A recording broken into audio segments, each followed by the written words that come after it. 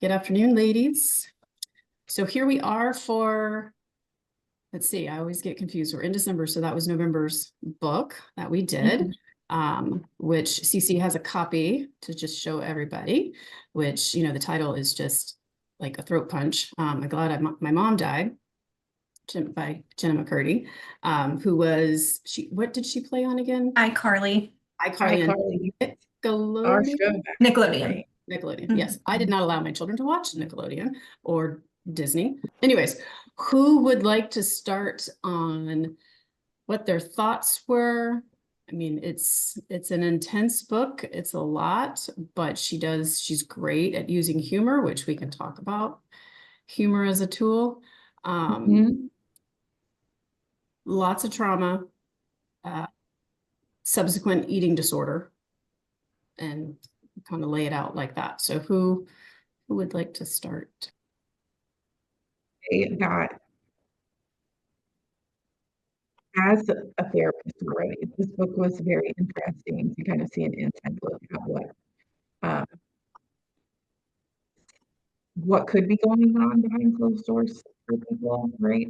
I don't think we, unless you're her therapist, you don't get the full picture. But even in the book, whenever that was starting to kind of come into play, she wasn't acknowledging that it was a problem, right? So even her therapist at the time was not getting the full scope of what was going on, right? And so it's just interesting.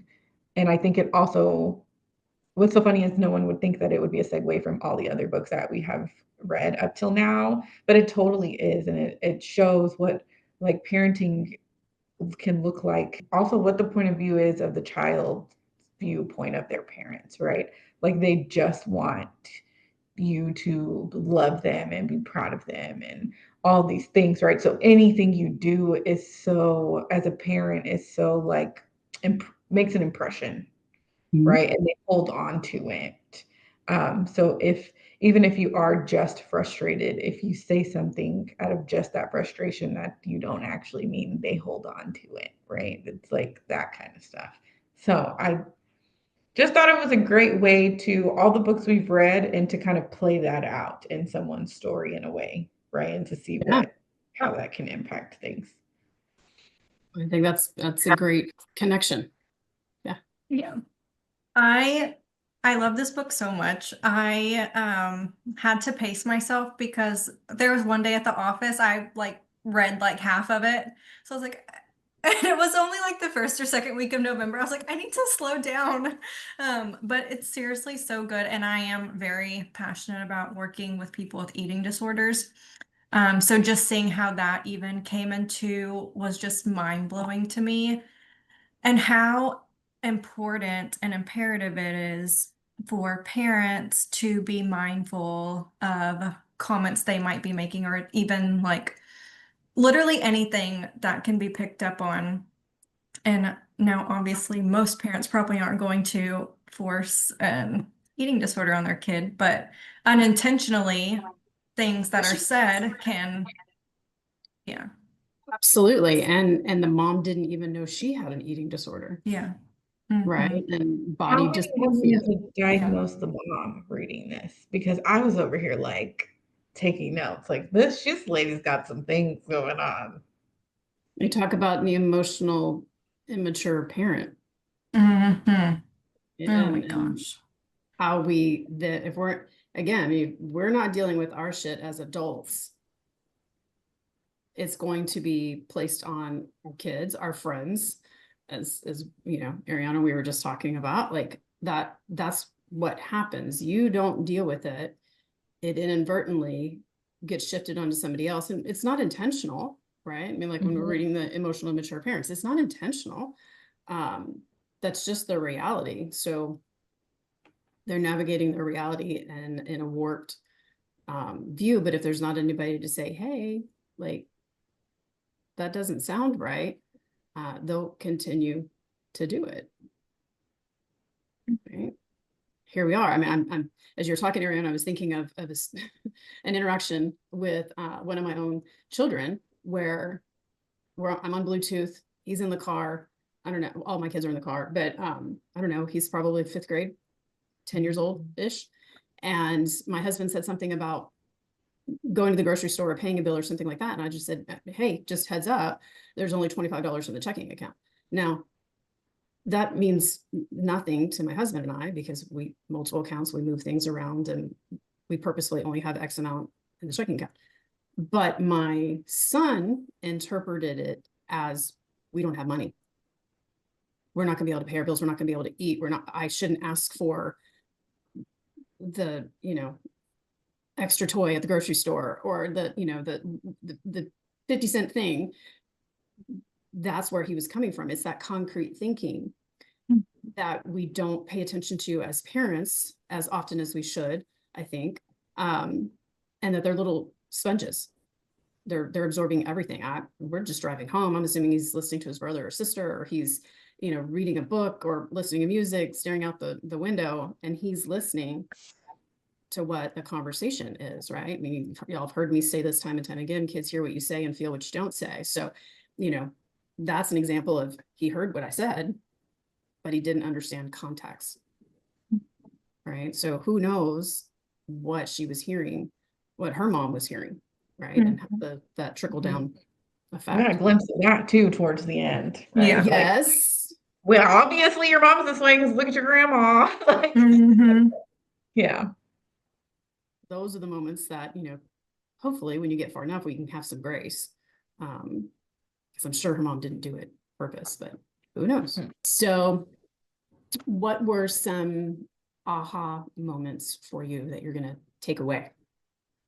So mine was definitely in chapter 81 when she's in, I think it's with her, it was like an eating recovery therapist, but it wasn't her first one. It was the second one, the male. And they were talking about shame.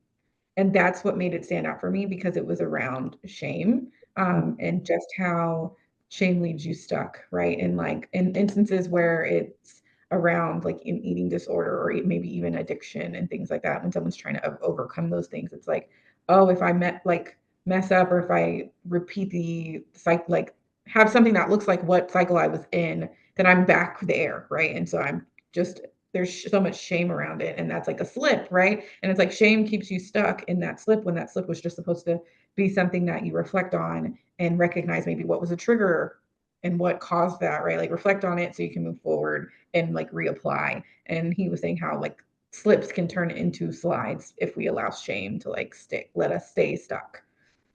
And that stuck out to me a lot, and I think was something I can definitely use like in my sessions too, because I just liked the way that he described that. Absolutely. I always think of a swimming pool analogy. The idea is we had a little fall, but suddenly we're back in the deep end of the pool and not standing in the 3 foot, right? And so I tell clients all the time, you're drowning in a cup of water, stand up, just stand up. And then it's like, oh, I had legs the whole time. I wasn't drowning. I just stand up. So just reminding them that like, hey, it is not as bad as you think it is when you are making a new behavioral pattern, right? I give the example of, if I suddenly, this was Jenna's eating pattern for how many years, and it was reinforced by her mother, and secondarily through the industry and expectations and all of that. If you've been doing it your whole life, let's say I think she was in her 20s before it started to click, right? If you learned how to write with your right hand, and then I suddenly said at 21, you now need to write with your left hand, how many times are you going to reach for that utensil with your right hand? A lot, right? A lot. You're going to have to drop it with your right hand and go, no, that's not what I'm doing. I'm picking up the left, right? So we're making a whole new behavior. So you're going to have these slips, but that doesn't mean we throw up our hands and say, screw it, I'm just going to be, right hand dominant, left, whatever it is. So being able to use those analogies helps our clients to be able to go, oh, I'm asking myself to do a lot here, right? With addiction, with any of those things. And that's what helps them to begin to shift and go, okay, I can give myself grace and not pick up that vat of shame and marinate in it. I think for me, what like the big aha is something that I already like did realize, but just like with about eating disorders, how like it's not about like the weight. It's about so many other things. It's about control.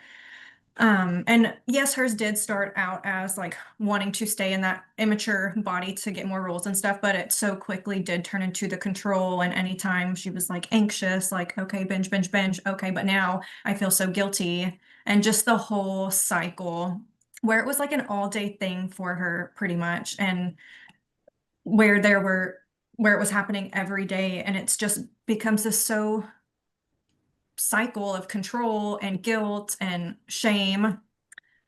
So just really realizing that it's so much more than surface level. Absolutely.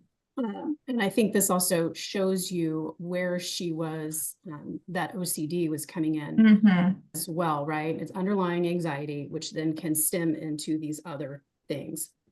So you see the eating disorder as a way of controlling her world. I'm feeling out of control. I'm feeling emotions that I don't like. She was going through puberty, the relationship. I don't know how to manage all of these things. She certainly wasn't taught how to manage emotions in her household. So now that I'm feeling all of these things, how do I make it stop? Right? How do I stay in control? Like when she'd go into the bathroom and she'd have all of her rituals before she would go and audition. Um, those were feeding each other. And I think the research shows us some pretty interesting stuff. And one, you don't find eating disorders really outside of first world countries. So that's telling that it's not about eating and food, right? The other stat that's pretty alarming is the vast majority of time, eating disorders manifest through the mother-daughter relationship. Moms don't want to hear that.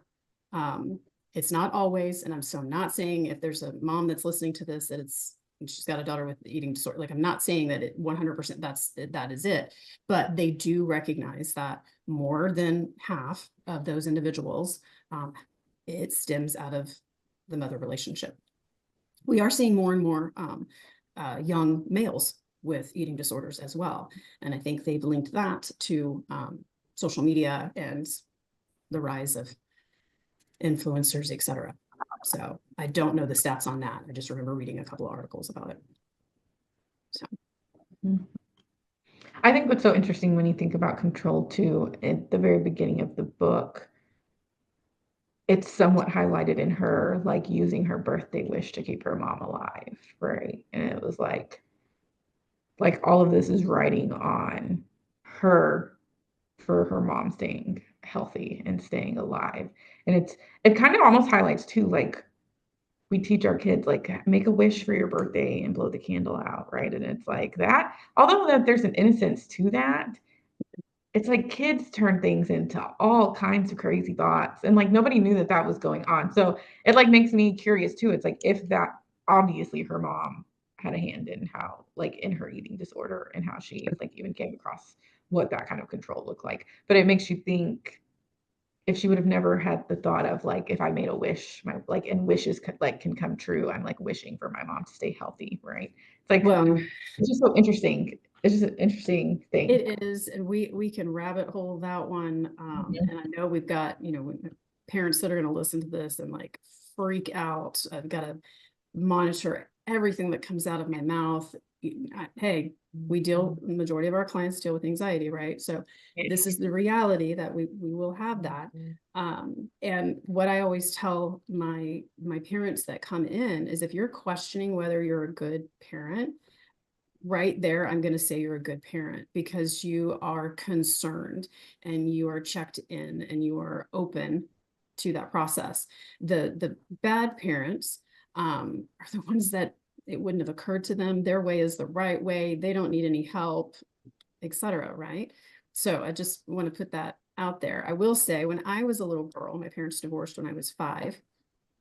I believe from the time I was 5 until I was 12 or 13, long after I knew that there was no Santa Claus, at the top of my list was my parents will get back together. Right? We don't want to, stymie hope and positivity and whatever, but my dad married my stepmom when I was 6. And I was still just, and I really didn't want that as an adult. I absolutely, like, they did not need to be together. I was much better off with them not being together. But it just makes it really hard. Parenting is hard. It's the hardest job you'll ever do for reasons like you can't even understand until you get there. All right. And I always said, like, if I had known how hard parenting was, I don't know that I would have done it. But I think that's the whole cycle, right? We wouldn't have a species if that was the case. But yeah, it's hard, and you're not going to do it great. And so let's not stress over every word that we say, every action that we do. We have to also have resiliency with our kids. I would also say, if my kids are going to be yelled at, I'd rather them be yelled at by me than they've never been yelled at and they go to work in a job and they get yelled at and they crumble. Right. But that doesn't mean that I get to yell at them and be an asshole like that and berate them and shame them and, all of that. Like, that's not acceptable either. So there's this balancing point. So yes, you're not wrong. I 100% agree with you. I just don't want listeners to think that they've got to be like perfect, because that's a And I different didn't think about that either. It was just a food for thought, because it's so interesting. And I think it just sheds light on, like, kids are so black and white, and there's no very concrete, and they're nuance. concrete later and later and later, like we read in The Anxious Generation, right? They're maturing much later, which means they are much more concrete for later. And we don't necessarily put that into it. We figure they should know. They look like an adult. They should be able to abstract think and consider other people's feelings and context and they don't, right? And Jenna is a perfect example of that. Right? And then we get into her mom's parentification and enmeshment and possibly narcissistic abuse. Thoughts on those? And then the would you say even somewhat physical abuse as well? Yes. We got like exams. Breast exams. And vaginal, like all of the exams from her mom till she And bathed her until she was, Right. And what does that also say? I mean, it's definitely abuse, right? Even if the mom is coming from a good place, I need to do these things to make sure she's safe, whatever. No autonomy. There's no autonomy, like we've talked about in our office, right? And teaching the child that, hey, you can bathe yourself, like, you got this.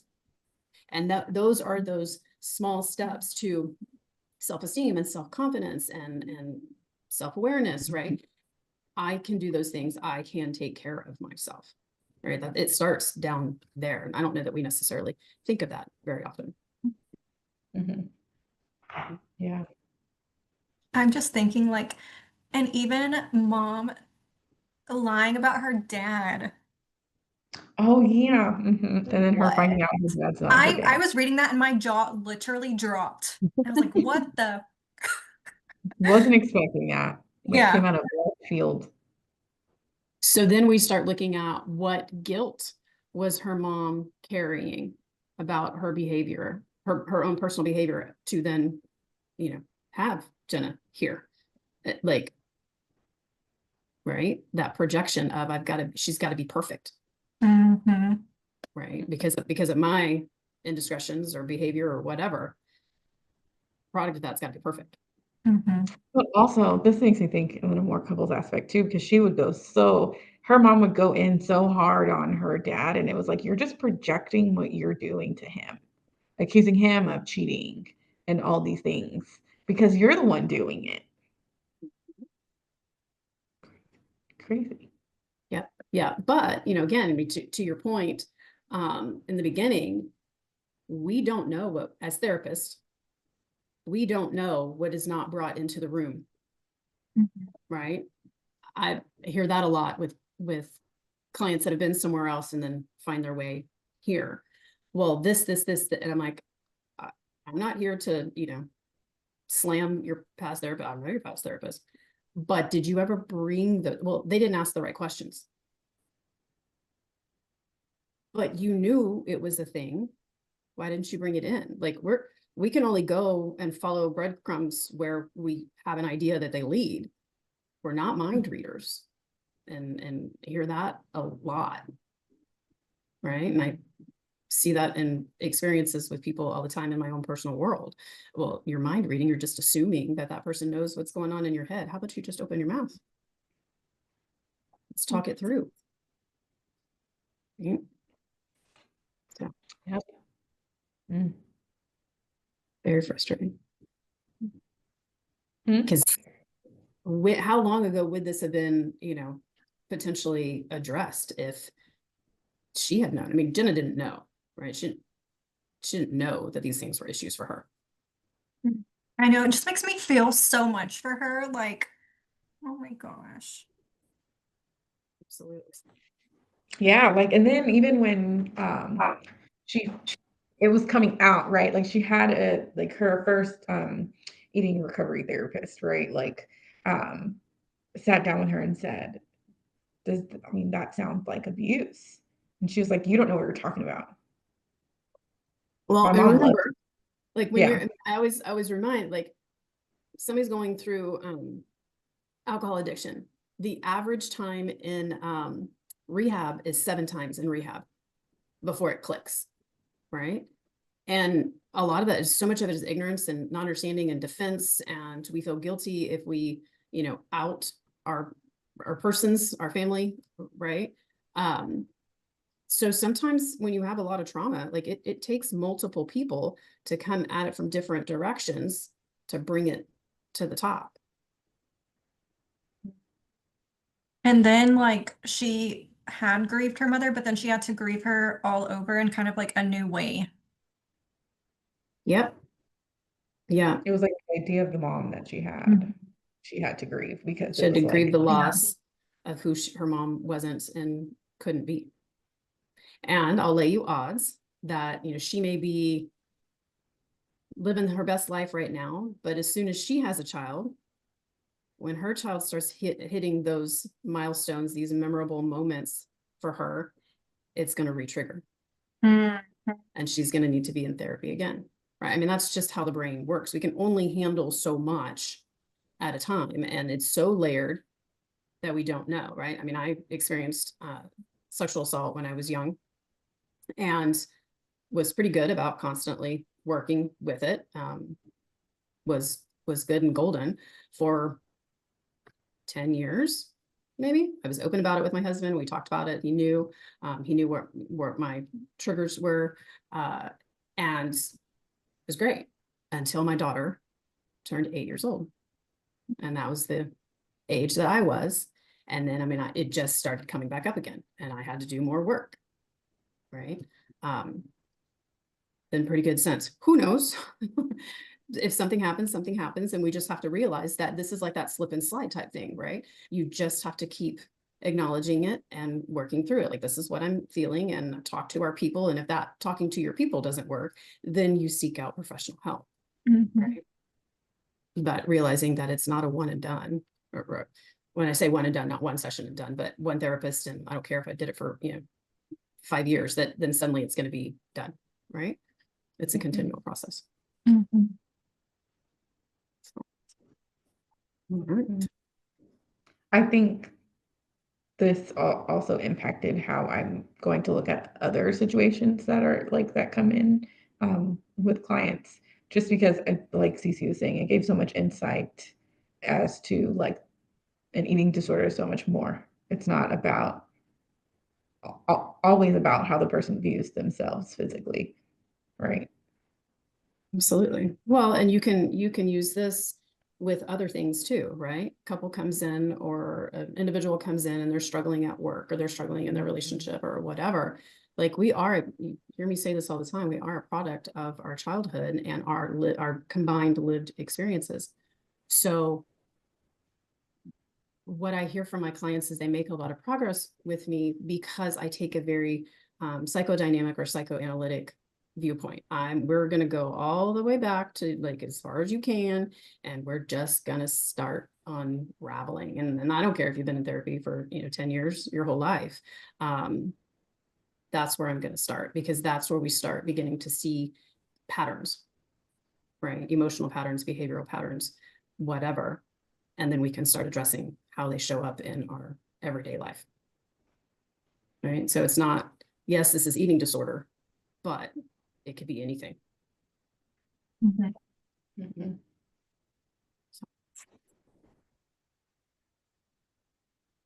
Any other last thoughts? This was a shorter book than our. It was super quick. It was very quick to read. Yes, So yeah, it was very easy. It was conversational. Mhm. You know, again, there was a lot of humor that was woven into it. And she certainly used that in her everyday life too, as a defense mechanism, right? And so I will say that when you're working with clients, that's something that you have to watch as well and ask about. Like, that you're laughing, but that hurts my heart. Like, is that how you normally respond to things? And oftentimes then they're crying because you pulled them on it, right? So not that humor is a bad defense mechanism, because it's not, right? We can use it's a coping strategy. It can be either thing. It's when we use them too much that we never address the underlying emotion, that then it becomes a problem, right? And the disassociation for that. So humor's not a bad thing. I think she just overused it, but it certainly made the book very readable, Mhm. Mhm. right? And it made hard things more digestible to read. Mhm. What's so interesting though is like in her show, right? She was more the funny character. Mhm. And then she hated doing it. She felt like it was stupid what she was doing. Yet she writes with like a humorous tone. Yep. Yep. And she learned it through all of those years, that it just becomes a way of life, Mhm. right? Yeah. Very interesting, very dynamic, right? On how we respond to things. Mhm. All right. Well, any parting thoughts? I wish I could read it for the first time again. It was very good. Well, we will see each other in a month and discuss 5 love languages. All right. Yeah. Yeah.